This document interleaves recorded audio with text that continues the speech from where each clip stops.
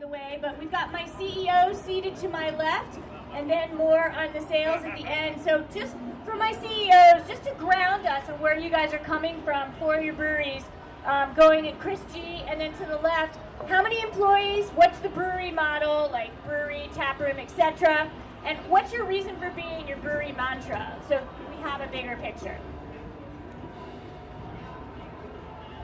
Which mic will pass him, but this works. So our brewery is about to turn 2 years old. Actually this month. We've got 15 employees. That's about to grow a little bit as well. And our approach is we're a production brewery with about to be 2 tap rooms. We're opening another one here in Nashville actually. And I would say our brewery mantra is we like to call ourselves an approachable craft beer company. So we focus on low ABVs, easy to drink flavor profiles, kind of going for middle of the road consumers. Rhinegeist Brewery is a production brewery. We've built in a 130,000 square foot brewery built before Prohibition that went out of business at Prohibition. So we have a rooftop deck, an event space, a tap room that's 25,000 square feet. We have 300 employees, just opened a restaurant, and I think we wanted to brew beer that would make Cincinnati proud and we've got this awesome atrium space with skylights and a rooftop to be kind of a community place. You come in on weekends, you see families, you see beer geeks sniffing, eating, drinking samplers, and just really provide a good experience for people to come together and enjoy each other.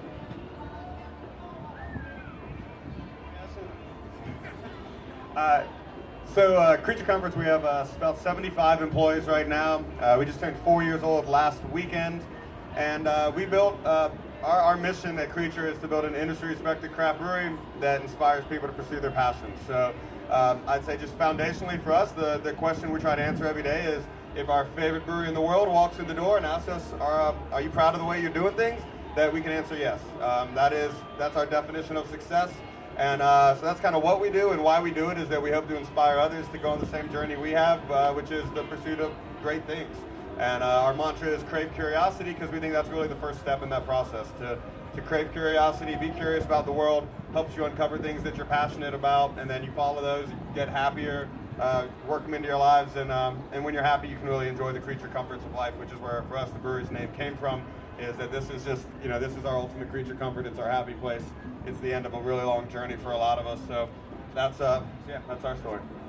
Great, love it. So very different business models, very different grounding reasons for being, but there's going to be some similarities that I think we come across in what these guys are working with in the marketplace. Okay, so for more on the sales side from Seth, Tyler, and Matt, so talk to me about brewery distribution footprint, how many states are you guys in, and like off-premise and on-premise, what's your mix, and then packaging, how is that working for your guys' brewery in the splits that's going on for cans, bottles, kegs, all that? So for us, we actually started with a pretty big brewery, 30-barrel system, about 6,500 barrel capacity right out of the gate. So for us, it was pretty tough to just say that we were just going to focus on one market. So what we decided to do was ultimately open that up. So we're actually going into our 4th state, and we're less than 2 years old, which that's a lot of admin for me. but no, it's a good time. We love it. We're about 65% off-premise sales, which is what we like. And going into that, it's cans. We think cans are really great basically for everything in craft beer. I think it's going in that direction. I think most people are headed that way because they see the benefits in it, whether it's 12 or 16 ounce cans or however you want to go about it. So pretty much our idea was to be able to spread out, to be able to fill our capacity so we could reinvest in our brewery over time, start with a large space rather than having to build a new brewery over time and try to grow into it as quickly as we possibly can. So that's basically how we went about it. So. Yeah, for Rhinegeist, similar. We started out draft only at the innovation of Rhinegeist from the beginning, and I've really tried to capture the on-premise consumer. And we have not opened many states of late. I like to joke with Bryant that we're in like 3.6 states, which makes no sense if you did the math. But we're in all of Mass, we're in all of Ohio, all of Kentucky, we're in portions of Indiana, and then just Pittsburgh. So quantify that how you want. But we've had some great chain support. we're at the luxury of having some great partners, Kroger, Meijer, some big national grocers that have got behind the brand in a big way. And I think we put an investment behind the analytics to see what's driving that growth within the segment. We also are big believers in the future of crafting in cans. So our package mix has actually kind of flipped on its head in the last few years, where we were 60-40 draft to package. Now we're 60 package, 40 draft. Can bottle, there is no real ratio. We're 99.9% can. The only glass we're doing is in a rarity series, and we just launched a 500 milliliter sour program. But yeah, that's in a nutshell where Rhinegeist stands from the stats. Let's hear from Creature Comforts though. Woo! Thanks for warming it up. And we're gonna ask you to get a little more intimate with your microphone. Yeah, absolutely, Thank no you. problem, Juliet. First off, cheers to all of you coming on out, spending your happy hour at a panel. Thank you. So our situation over in Georgia is just a little bit different, a little bit unique. We're only in Athens and Atlanta, small portion of Georgia.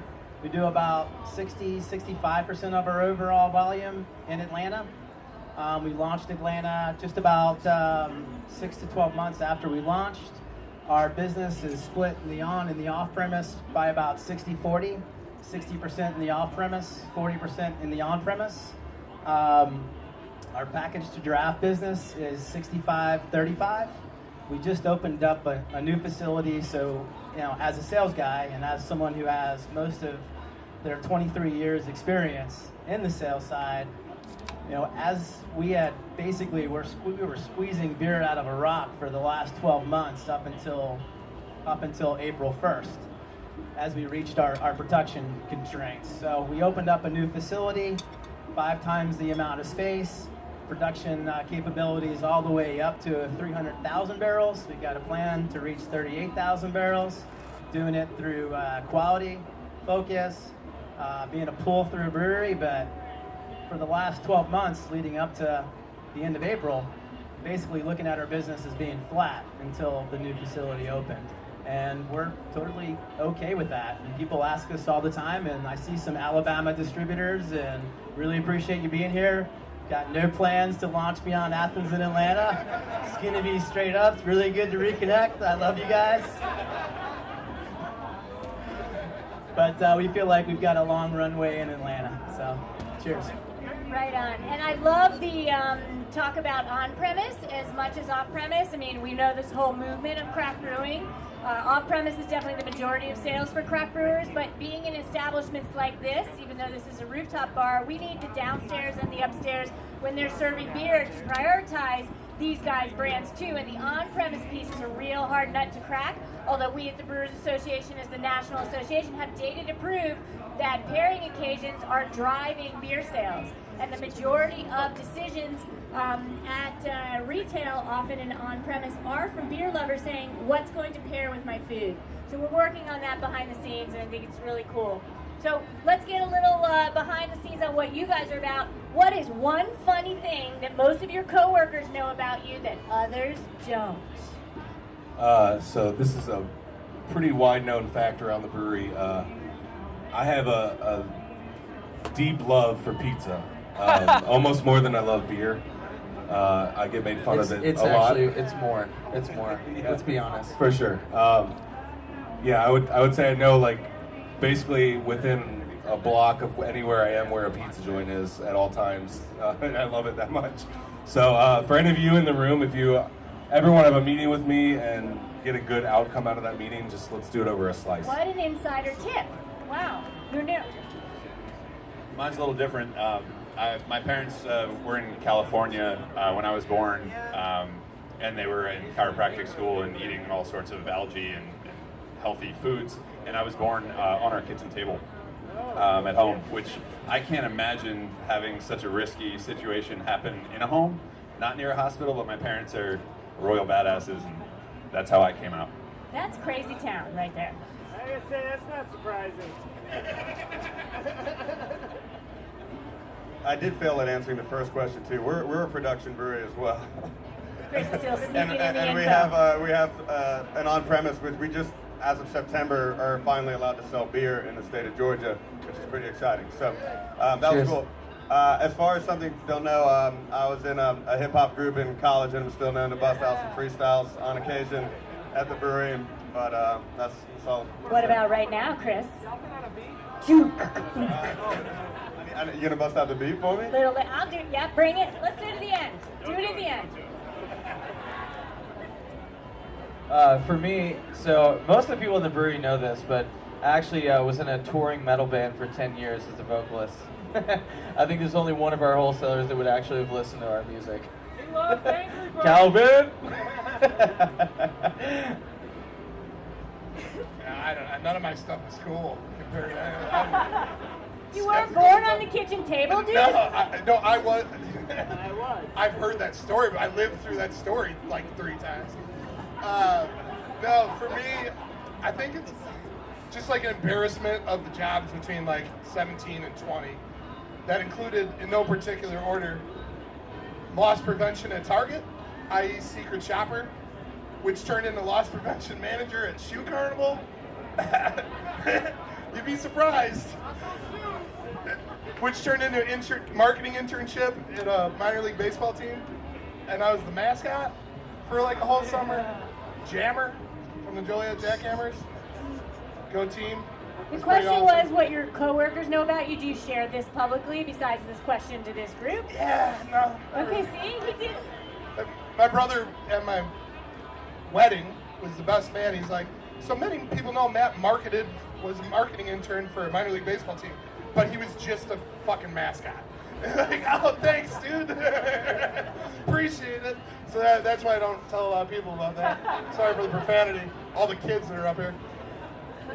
First off, going last is great. I get to embellish and make stuff up and see what I can do to one-up these guys. But being born on the kitchen table, not going to beat that. But I was at 3 years old. I was diagnosed with high blood pressure, and to date, I am still the youngest white male diagnosed with high blood pressure.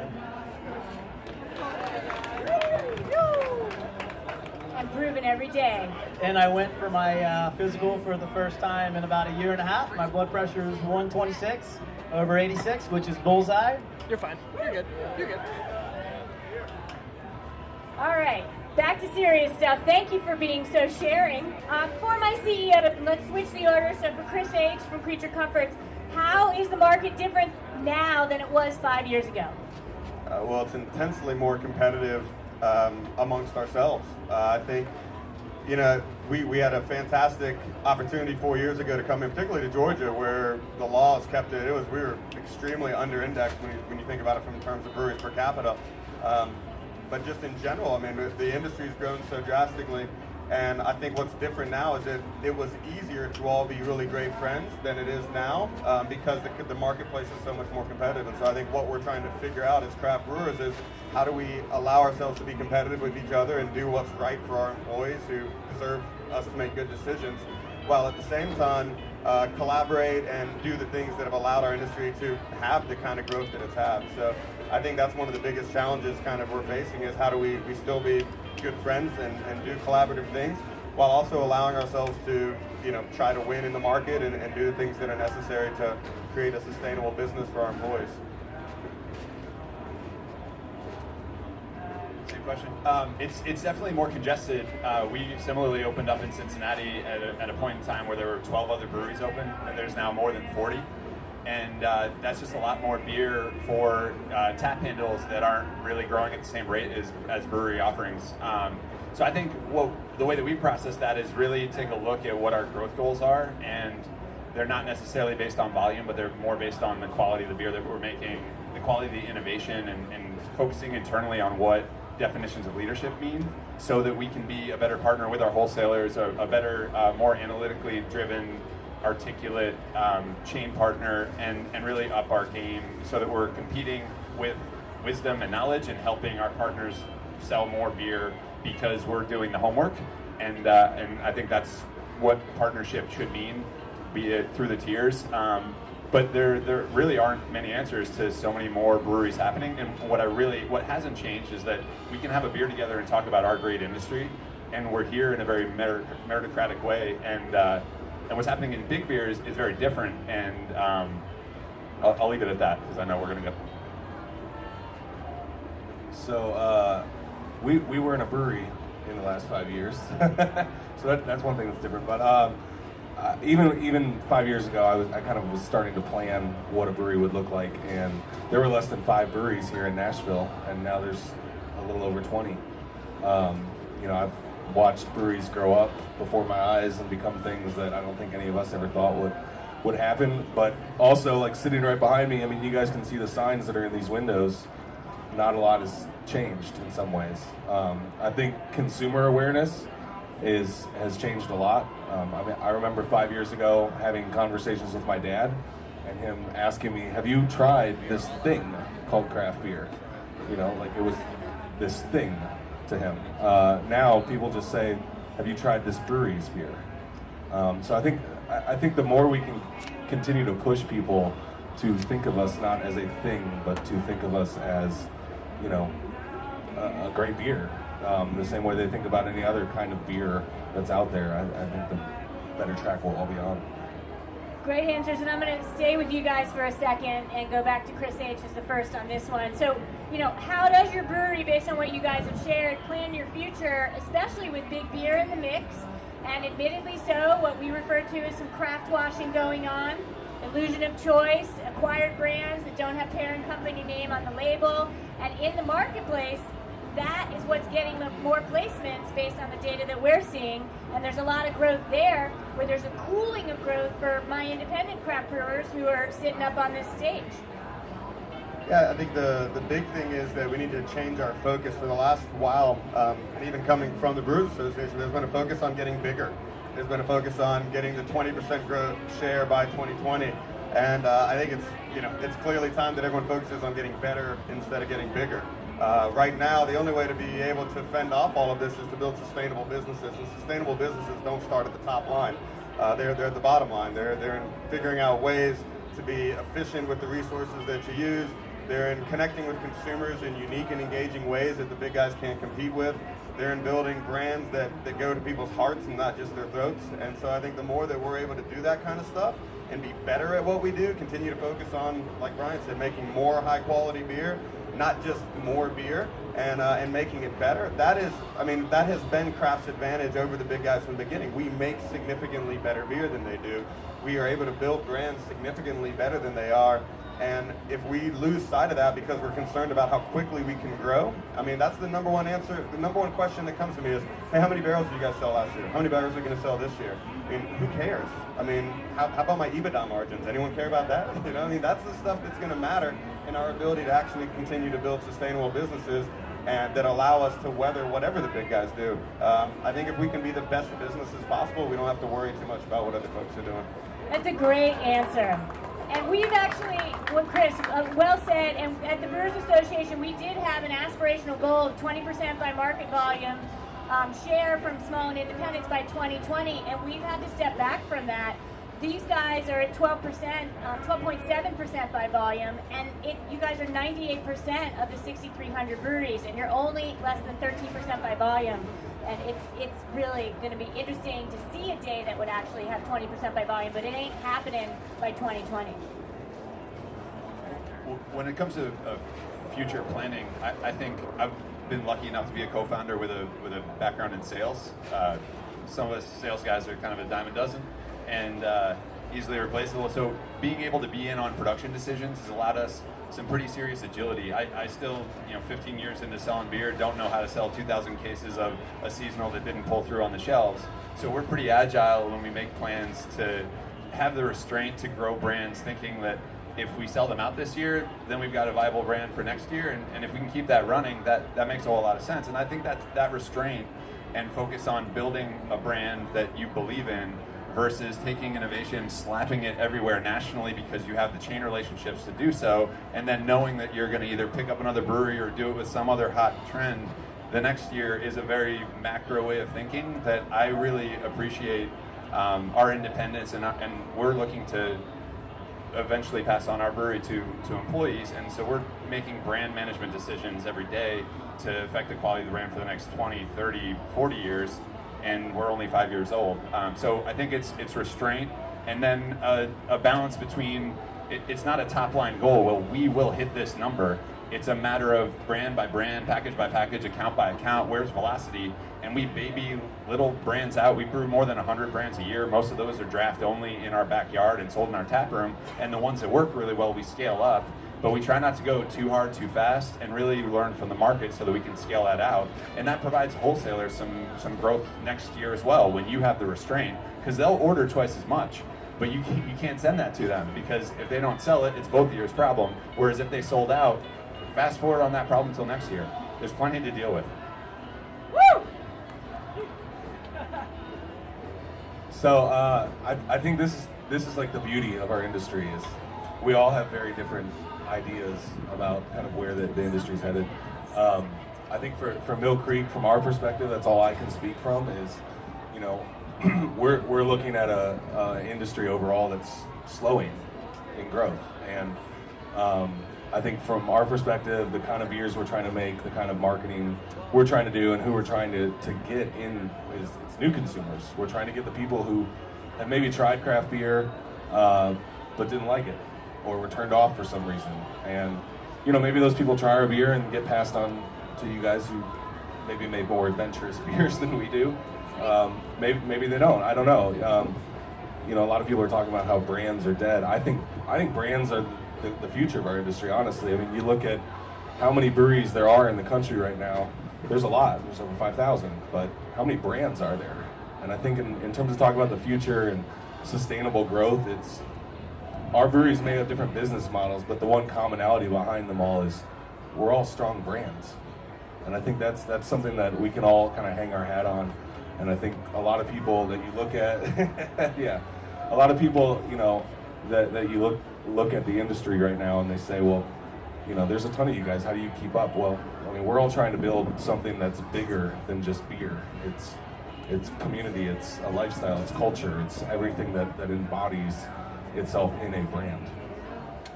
I love that, and beer is brand building. We have tried to continue to have the beverage of beer avoid the winification of beer. I'll have a Chardonnay, right? The day we actually get to, I'll have an IPA, and there's no brand behind that on the menu, we are definitely not in a good space. And I think as craft brewers have come online and grown in this like 30-year overnight success story, you guys have brought brands back to beer and brought it beyond American lager, and those words are very true. I think breweries that understand the game of brand building will be the ones with the staying power for sure. Okay, for our sales guys, let's talk about, you know, the innovation that Brian brings up, and I mean, products might come and go. So how do you guys build a sustainable sales model with one-off brands in the space, and what are you guys doing to, you know, dig down deeper on your flagship brands? Is this me or Seth? Well, it's free for all. Who's going first? Jump into the octagon? Yes. Whatever that means. We have a beer by the name of Tropicalia that's about 65 to 66% of our overall volume. It's beautiful, balanced IPA. Pull through on it, super quick, very healthy. But I mean, we could place Tropicalia pretty much wherever we wanted. We're in a, like I had mentioned earlier, we're in a very unique, beautiful position. We'll have a Top Golf, typically a chain call, will give us a call, and we're going to be your number one Tropicalia account. And that might sound great as they're saying it in their minds, but to us, as David and I's family would say, is oy vey. It's not exactly the folks that we would want to be able to work with and to be able to have Tropicalia on tap all of the time. So we work really hard to be able to manage our core business. We don't take a lot of pride in the amount of distribution that we have on Tropicalia. We take a lot of pride on the amount of core distribution that we have on Bebo, Athena, Reclaimed Rye, to our Tropicalia distribution. And about a year and a half ago, we had launched a 30-barrel program. Cans, most sold in 16-ounce cans, 12-ounce six-packs, sold only at the brewery as a sales guy, responsible for everything outside the walls of the brewery. A little bit nervous on how retailers were going to feel about that. Very limited amount of draft that's going out into the market. Was able to be able to drive excitement from our brewing team Even our commercial sales team has the opportunity to be able to put together an idea to brew off of a 30-barrel system. We know that sooner or later we're going to hit on the next Tropicalia. Of course, our commercial sales team put together an idea for a double bock, which I'm not exactly sure I'm all on board with. I would have said juicy, hazy, double IPA. Quick pull through, but that's okay. So yeah, we have 4 seasonals, and they've been pretty much in and out up until now that we're able to up production. So the most painful conversations that we're having with our distributor is being able to control distribution, I guess is the long story long. We're not celebrating reaching 1,400 points of distribution on Tropicalia. In fact, we're celebrating losing distribution from one month to the next so that we can control our universe of accounts. Yeah, I'm humbled by these guys. I had a bunch of notes. I'm just going to go off script because I think You, buddy. this is what's exciting about this panel is it's kind of a bunch of people bucking the system. For us at Rhinegeist, like the future of it from a sales perspective is working with production to say, it's okay to leave some cases on the table. Like, let me raise my hand and get yelled at by our wholesaler partners when they want to grow our rosé ale by another 50% because they can, and I'm saying, well, wait, we're not going to put quality at risk to scale into something that may be fleeting or may be exciting right now, when next year we can go capture that because consumers are going to find it if they want it. And we don't want to capture trends. We want to capture innovation through things we want to drink. And that's less sales as it is sales just staying out of the way and letting production be production and letting a brew house produce products. Like, it's easy to stand in a room and go, why don't you make more of that? Well, because you have to install fermentation vessels. You have to pipe those vessels. You have to find hoses that move them around. You have to get third shift brewers in. You have to get yeast. You have to get hops. You have to get malt. You have to scale. That's incredibly difficult for any company, let alone one that's 4.5 years old. And I think what I find romantic about what we're doing is it's okay to lose pods if that customer is thirsty for next year. And I think that's what we're all doing really well. And that excites me. So from a sales side, when it comes to how do you buck the trend of hazy or IPA, the trend that, you know, has been a 15-year trend, but is at its peak maybe, arguably, where variants are now a thing. Who would have saw that coming? To me, it's about building a sustainable culture of sales professionals that understand analytics, that do you understand your wholesalers' needs? Do you understand your chain partners' needs? Do you understand the independent bottle shop needs? Because he might not need Truth IPA or Tropicalia. He doesn't need your seasonals on, but he needs a 500 milliliter sour because his customers are thirsty for that and want to spend $17 for something that's super crafted. And you got to make sure that the allocations are in the right place. So sometimes the hardest part about what we do isn't saying yes, it's saying no. And I want to get a team full of people surround me that know how to do that and can speak intelligently, not only about what excites them about what's happening within the walls of Rhinegeist, but what's happening within the industry and what's happening in not only good ways, but bad ways. And saying, let's let the dust settle. Maybe 15 packs are setting the world on fire from IRI, but I don't know if our brand is right for a 15 pack, let alone the price degradation that happens per point of distribution. And I'm not sure I want to be the brand to capture that. I think we can rise tides and thus raise ships. So I got a little sideways on that, but I think got a little poetic, buddy. But that's what excites me about. I work for the guy that was born on a kitchen table. Right? And some of it's osmosis. Let's top that. So yeah, I mean, I think for us, the thing that we've really seen is, I don't know, I mean, we've built our brand equity in having light, easy, sessionable, drinkable beers. And I mean, it's kind of interesting. I remember my first month at the brewery, I brought a guy down to the brewery, and he came in, and the first thing he said was like, if you ever get some crazy stuff, you know, some mad scientist stuff, I want you to bring that to me first.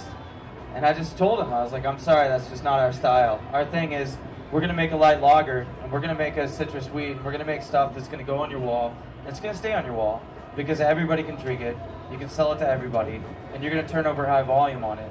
And we're not going to lose this account. And he finally gave us a chance, and he got to see that. And I think what you see is like by having the light sessionable beers that we provide, we're basically just trying to give people the opportunity to change people's minds. You know, if somebody walks in the door and they want to try this beer, they want to have this beer that they've had forever, and somebody says, hey, actually this one, I know I've said this before, I know I've said this before, but trust me right now, this beer actually will change your mind about it. Like, that's what we've tried to be, and we tried to build our brand equity in that, and like trying to change people's mind and have them understand that like there's something else out there besides what they have been drinking. And I actually jokingly one time said to a guy, he was like, well, I hate all craft beer. And I was like, all right, cool. Well, we make this really light lager so you can take it to parties so nobody makes fun of you.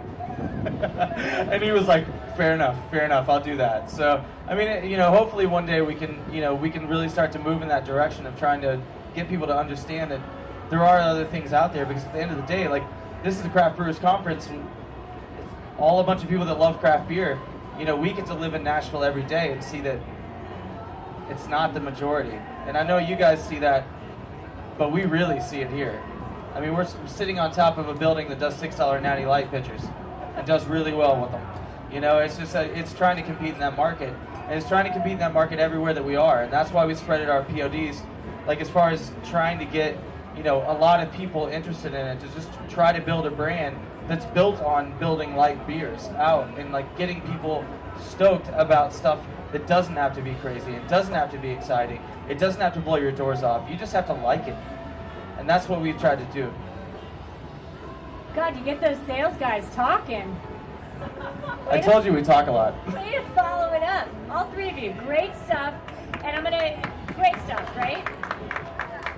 I'm gonna bring it back to the CEOs, and then we're gonna do rapid fire, and then we're gonna give you guys a chance to engage, and then we'll all just chill and drink some beers.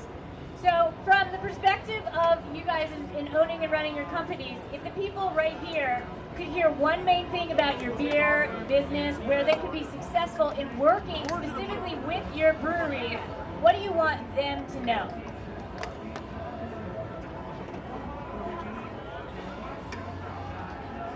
So, I mean, I think this is a commonality in any brewery relationship with, there are a lot of wholesalers in the room, there are a lot of press people in the room. I think overall, like, as a brewery owner, I'm always just looking for a partnership. I'm always looking, and for people who really believe in that word. I mean, we get pitched all the time with opportunities to do different things, and you can very obviously tell when somebody is interested in you, not because they want to work with you, but because they think that you're just going to bring a lot of value to them. And I'm not saying there's anything wrong with that, but I'm not necessarily interested in that. I'm interested in working with people who want to work together to build something that I started off in my garage building, who believe in that. I mean, our first wholesaler, some of the folks are here. My first meeting with them was in my garage.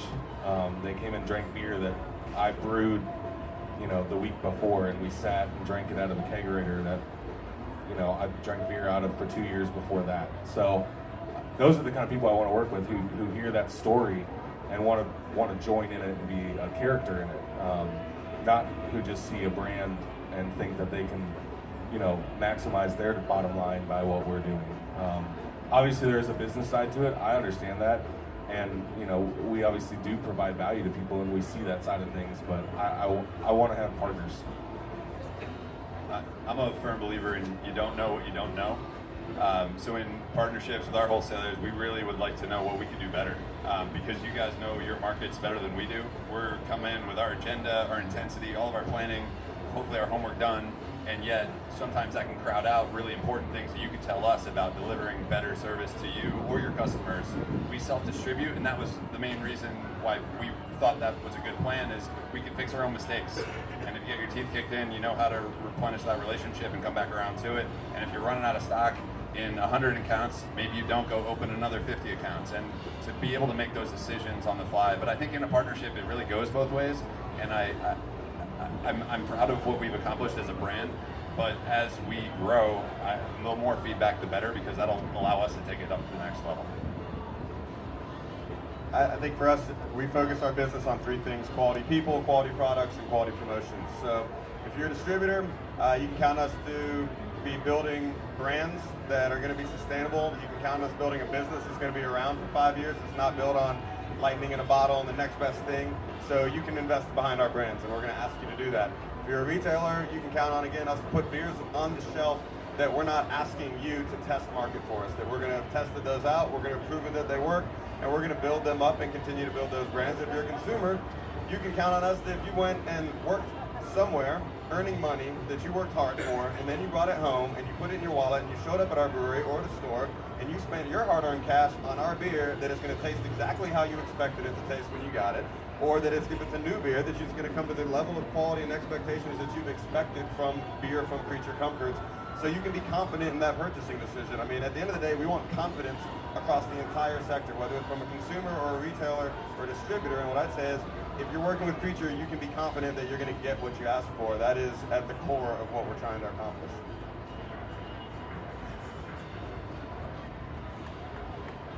Awesome. Okay, raise your hand. The question. You're going to raise your hand if your answer is A. You're going to keep your hand down if the answer is B. Juicy or hazy IPAs or English IPAs? Is that too complicated for them? They look like they don't know how to play the game. I didn't prep them for this. Juicy or English? If you prefer juicy or hazy IPAs, aka New England style, raise your hand, that's A. If you prefer English IPAs, keep your hand down. We're just trying to get to know you better. Not confuse you, but know you better.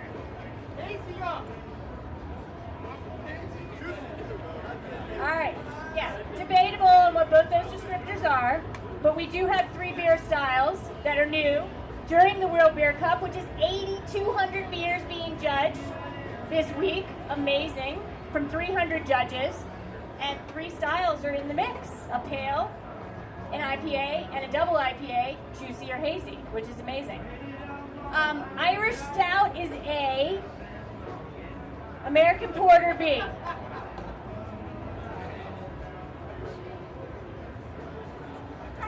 All right, we're going to do one more and ditch effort.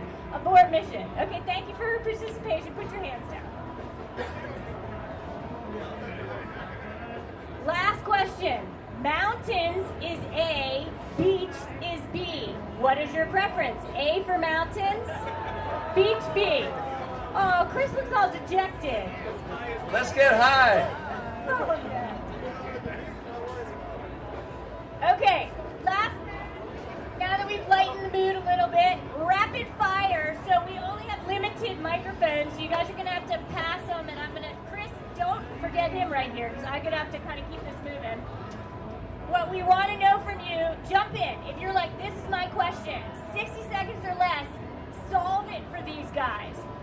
How does beer deal with, first come, first serve, there's no buzzer. How does beer deal with the laws and regulations to advance where there are handcuffs? How are we going to deal with the tasting rooms laws that are threatened? And it's a mixed room, right? This is important. We just spent 3 years doing this in Georgia, so I feel like this is a good place to talk. We spent 3 years trying to fight it in legislature. If you want to get laws changed, work with your distributors, work with your retailers. That is the guys on the street. You're not going to go into an environment where they have spent fortunes trying to convince legislators to do one thing and expect that you alone coming in and asking something different is going to change it. If you're not able to try to find the only way that we got the laws changed is because we spent 6 months before the session negotiating with our wholesalers to come to terms on something that we both agreed was reasonable, and then we went into the legislative session holding hands, singing Kumbaya, and saying, hey, here's the deal that we struck before we ever brought it to you, and then all they had to do was say yes. I mean, I still to this day, if you're just going to try to go in and fight against your partners in business and expect a good outcome down at the you're setting everyone up for failure. Go in, work with your wholesalers, work with them. They are business people just like you, and they actually want to see your brand succeed. It is in their benefit. Work with them to try to figure out a solution. And wholesalers, listen to your craft breweries and expect, be willing to say maybe the market's changed since 80 years ago, and we need to explore what the opportunities are, but we have to work together. It is the only possible way. Don't try to just go down there and fight and create a PR storm. It's not good for the industry. Yeah, great answer. And Georgia definitely has the challenges. I think if you were in Texas, you'd answer it a little differently because they did try to work together and it fell apart behind the scenes. And I know there's always two sides to every story, but to get progress and beer grow, you've got to work But together. when it falls apart, then you're in trouble because you're not together anymore. The only way for it to work is to really find common ground that you guys can take to the front. Right. Okay, rapid fire. One last question. So you're out of the mix. We'll kind of cut it down from here. Sorry. You did great, though. You did great. What's going to help your brewery grow the most in the next 2 to 3 years? Who wants to answer that? I knew it. It's like T-ball. T-ball? Our people, without a doubt, our people. We talk about people over product. We don't just talk about it. There's only one shirt that everybody at our brewery has, the exact same shirt, and it says people over product. We put our people first. It's not just an alphabetical order, as Chris mentioned earlier. Quality people, quality product, quality promotion. If our people aren't happy, we're not gonna grow our brands. We're proud to promote from within. I work very hard to interview and hire folks that I see myself working for one day. Worked out pretty good one time before, but people first. Our people first. Great answer. Way to kind of do rapid fire down there on the end. How do you pivot and respond to a changing market? People. No, you have to, right? You have to invest. I think the easy answer is people, but craft as a community, coming together, doing things like this, celebrating other people's achievements, other breweries' achievements, being inspired from it. Let the big guys make big bets and let that dust settle. Like we can be more patient. We can go in a model of sustainability. So while we're developing higher quality products at higher levels of consistency, investing in labs, the people thing is real. I think the other part I want to add is the people drinking the product and embracing those customers and bringing them into our world every day and going out into the real world with our wholesalers, visiting bar owners that are buyers, customers drinking our product, asking for feedback, critical feedback, throwing that through a 360, bringing it into every avenue of your brewery, and suffering through humility and saying it's okay if we weren't right on this. Let's just do it better next time, and then do it better again the next time. So a desire for self-improvement outside of brands, I think, is probably the long answer from the sales guys. Way to get fired up. All right, Brian, you look like you had an answer to that. Do you want to take that one? It's like a game show. Yay or nay? Yeah, I mean, Yes. Door number 2, go. brew everything. Like, tackle challenges. We have a brewery that sour beer could infect everything, and yet we really like sour beer and saw a place in the market for it. So figured out how to brew in 8 batches a day into a 200-barrel fermenter and then brew it on the back end out to kill the lactobacillus and make sure that we didn't infect everything. And last year, our biggest seasonal brand was Peach Dodo, which is a peach goza that is delicious and we all love. But that was a challenge that, with sales saying, hey, I think there's an opportunity for this, we want to drink this, in the same room with production saying, this is a hell of a brand and this is a hell of a process that we don't know how to do, and yet having the people to say, but it's a challenge and we will figure it out, is an exciting way to do that. And when you brew 100 beers a year, some of them aren't market worthy, but many of them are little seeds. And if you feed them and grow with the handoff between production and sales, you can see how great beer can be. And I think that's going to be exciting forever. Love it. And do we just have Mill Creek left? Were you guys the polite hosts of the party? What question do you want me to ask you? I mean, I felt like bowing out of that conversation. Just personally, I feel like a mere man among giants sitting with you guys. So I don't know. You can ask whatever you want, Julia. Well, a local host, thank you guys. Behind the scenes, Mill Creek, and I mean, we just had a lot of cohesion. You guys made this happen, brought it together. You all are going to have sunburns after this. That's a good thing, though, on a conference kind of week. So thank you guys. You're gonna look great. You're gonna look great. And all these breweries are independently owned. I guess that's a good one to wrap it up. That's kind of the theme of Craft Brewers Conference, and you're definitely noticing Brewers Association is all in on independence. Big beer is not bad. It's about differentiation, not denigration. But I guess a good way to wrap it up is this Why, remain independent? What does independence mean to you? Oh, from both sides. From my perspective, it's something like I said earlier. This brewery was born out of my garage. I've never known anything but independence. Obviously, we have investors, we have people that have put money behind this, but I think there's always been an expectation that this is something that it's my dream, and that's kind of what we're building it for. As more people have joined the Mill Creek team, I think it's always been important to me to make sure that those people that come on board also see it as their dream to help build this thing and to become a part of something bigger. And you mean it. You started as a home brewer, which is so cool. And to continue from the Mill Creek perspective, I think, sitting on this stage, like, I definitely feel this, like, I have no right to be the director of sales of a brewery that's growing in the U.S. right now, like, given my resume, but I think that's the number one reason why it should be independent. I think that everybody gets a shot, right? It's up to you. Like, it's up to the beer, it's up to the brand, it's up to the people that want to do it, it's up to how you want to innovate, how much you want to learn, how much you want to spend the time, and how much you want to put into it. And I think that's the really great thing about being independent, is getting to choose that. Nobody's looking at your resume saying, like, oh, you don't have this or you don't have that, so you can't do it. This, you can do it. You can do it if you want to. It's up to you. And you get to actually do it for yourself, and I think that's really cool. And you don't really see that a lot, and I think it's a really, really incredible thing. Yeah, you believe in what you do.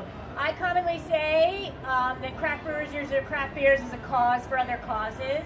And I think the examples of these three breweries, I didn't even ask the question of how ingrained are you in your community, what are your charitable causes, but I know you guys each have your causes, and you are truly making the world a better place, one beer, one day at a time. So I say hats off to you each, for sure. And thank you, gentlemen, very much. So let's give a round of applause.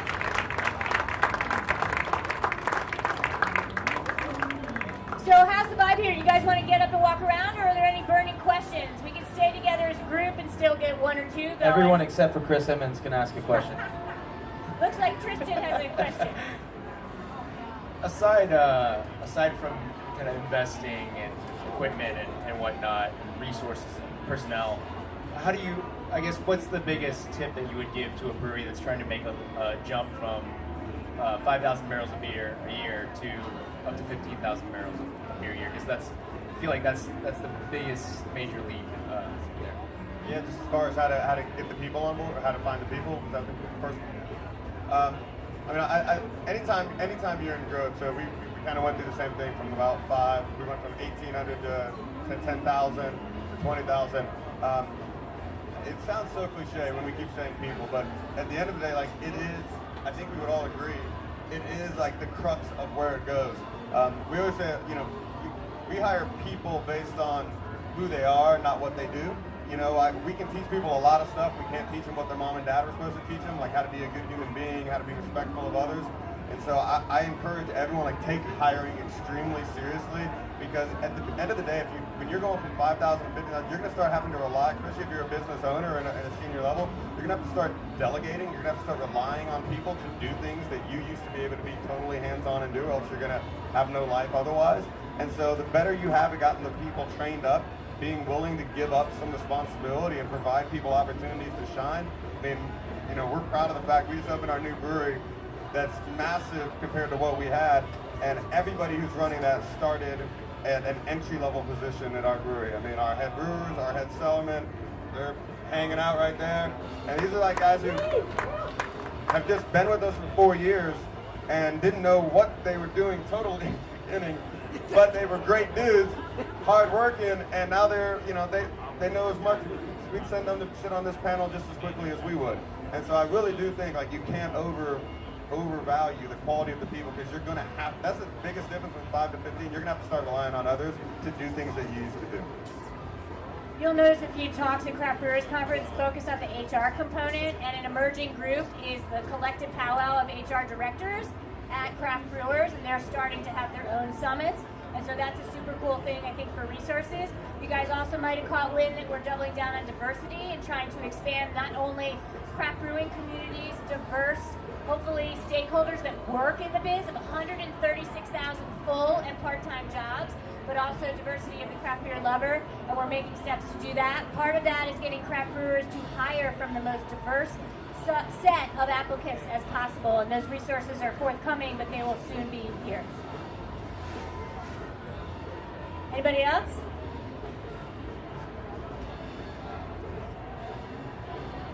All right, let's drink some beer. Thanks for hanging.